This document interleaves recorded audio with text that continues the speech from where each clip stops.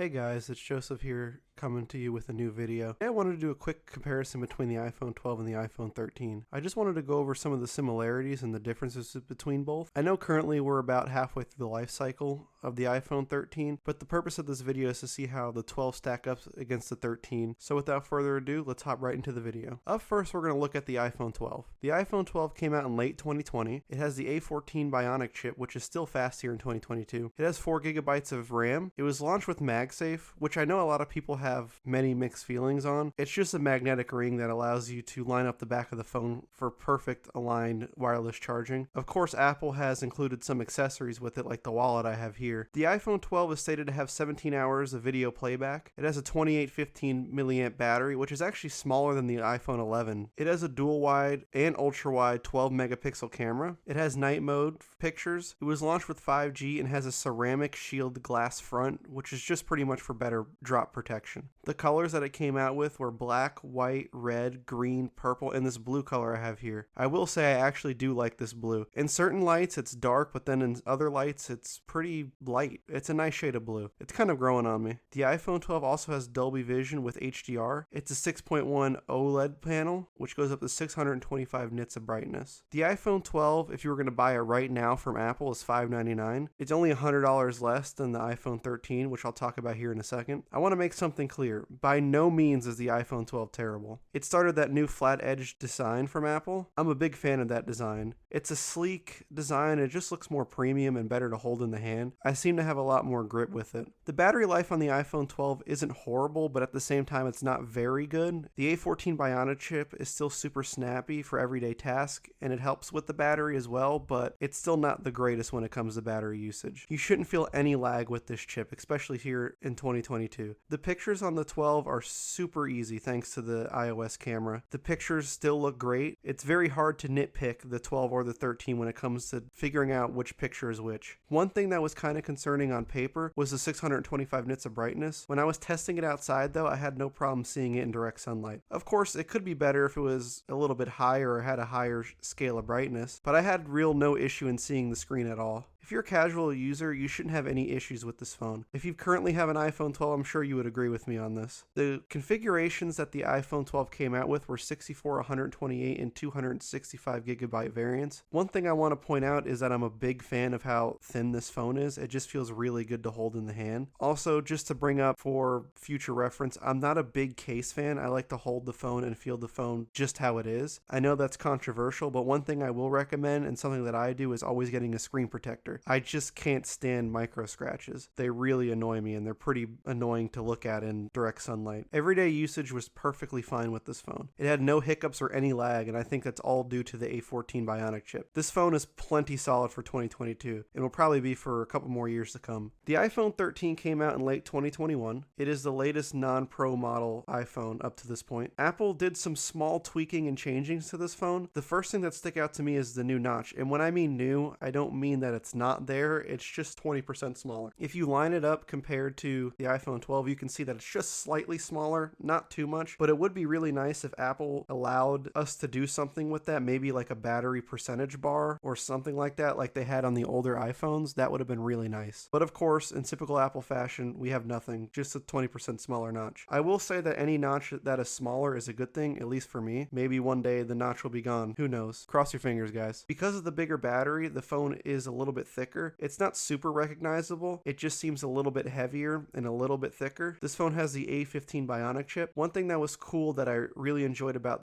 all the 13s that came out was that the all new base model is 128 gigs. I think any storage upgrades for base models is good because all games and files are just becoming larger and larger every year. This phone also has a 6.1 inch OLED panel that goes up to 800 nits of brightness compared to the 625 of the 12, and does HDR content at 1200 nits. You can really see this outdoors, and it just looks more vibrant and overall has more color than the iPhone 12 screen. The cameras on this phone both have a 12 megapixel ultra wide and wide cameras. The megapixels are the same as last year, but I will say they do have a bigger sensor and a bigger lens to capture more dark areas according to Apple, and to keep a steadier shot. You can really tell how much bigger the cameras are just by looking at the outside of the phone. Something new to talk about is the new cinematic mode that really takes a hold of those bigger sensors. All it really does is just take an object and blur out the background noise, but while while it was cool to play with, it just seemed kind of fuzzy in some shots. They also added photographic styles, which is just a preset filter you can add to your liking before every picture. I've used it, but if you really want to mess with it, I would suggest you just take a photo in RAW and just edit it from there, whether that be in Lightroom or any sort of photo editing of your choice. Because of the sensors and lens, Apple had to make them diagonally to fit in the phone. That's why they looked at the way that they are. Just like the iPhone 12, this phone also has MagSafe charging. There's really no difference in strength for the magnets for this phone, although I wish they would have, because I feel as MagSafe accessories are just easy to come off with. The wallet just slides off with a little bit of pressure from the side. Although when the wallet is on a Apple case, it seems to be a little bit stronger, but I think they should add more magnets to it. 5G is also on this phone, and to me, it's just really there. I do notice some faster speeds in some cases, but in all reality, I see no differences from LTE if I'm being honest. I guess 5G just isn't where it wants to be right now. Also, just as a side note, just like the iPhone 12, this phone came out with pink,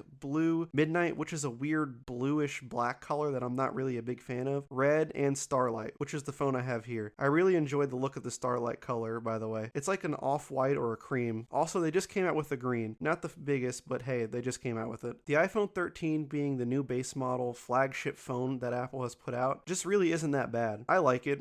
It's a pretty solid phone. It handles everyday tasks well. The A15 Bionic chip is honestly a beast. It helps with a bigger battery that they included in all the 13 models this year. Any bigger battery is a plus to me. I'd rather not be stressing over charging my phone all the time. I did enjoy the brighter screen. While I wasn't struggling to see the iPhone 12 screen either, it's just a win to me. To have a brighter screen outdoors just makes user life so much easier. With the bigger sensors in the cameras, you actually don't notice it too much. I guess where you would notice a video between the iPhone 12 and the iPhone 13 is if someone shot in cinematic mode, which just really isn't that impressive as it's shown off to be. Like I said earlier, with the notch being smaller, it's just okay for me. Again, I wish they would do something with it. I hope in the future they just get rid of the notch completely, but seeing as the MacBook Pro from last year got a notch, well, that just makes me wonder. Oh, and also, Apple, if you're listening, please switch every phone to USB Type-C. Just please. You want to make everybody happy? Just do that. I promise you'll get a lot of praise. Both of these phones are super solid in 2022. If you have an iPhone 12, in my opinion, I would just keep it and wait for the 14. There's a lot of rumors about the iPhone 14 and what it will contain, but I'm not going to address it in this video. As for the 13, I do think it's better than the 12, and if you absolutely must switch, then getting this phone would be a great buy. It handles everyday tasks like a champ, the pictures are great, and oh yeah, the battery life is just that much better. Still not as good as the iPhone 13 Pro Max, which I used to make this video, but it's still great. So yeah, that's my comparison video in the iPhone 12 versus the iPhone 13 in early 2022.